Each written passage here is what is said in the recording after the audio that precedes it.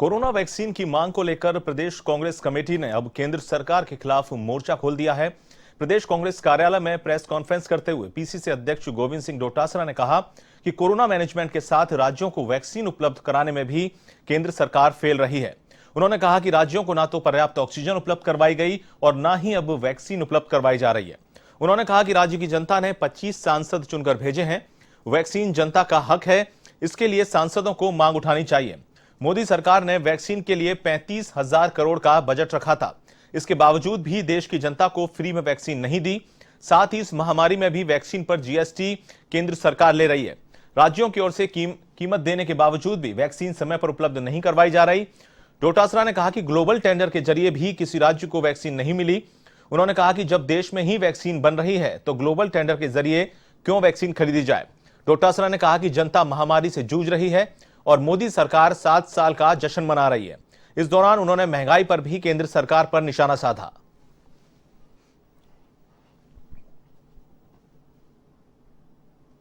Corona संक्रमण से लोगों को बचाने के लिए वैक्सीन बहुत अति आवश्यक है। केंद्र की सरकार ने 7 अप्रैल 2021 को वैक्सीन प्रथम चरण में हमको उपलब्ध कराई, लेकिन जो वैक्सीन की जो नीति उन्होंने निर्धारित की उसमें जो नीति उन्होंने तय की उसके मुताबिक वैक्सीन लगनी थी और उस नीति का पालन करने के कारण से प्रत्येक राज्यों में थोड़ी बहुत वैक्सीन खराब भी हुई, जिसका उपयोग नहीं हो सका।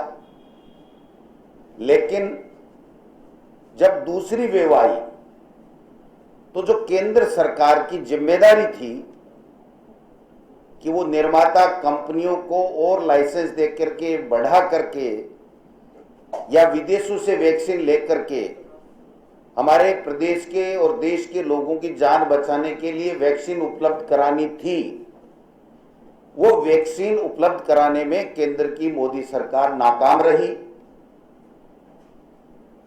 और जब 18 से 45 साल वालों के लिए वैक्सीन खोली गई तो न तो 1845 वालों के लिए वैक्सीन उपलब्ध कराई गई और न जो पहले 45 से ऊपर के लोग थे उनके लिए जो वैक्सीन का फर्स्ट डोज लग चुका था उसकी दूसरी डोज लगाने के लिए भी वैक्सीन उपलब्ध नहीं कराई गई।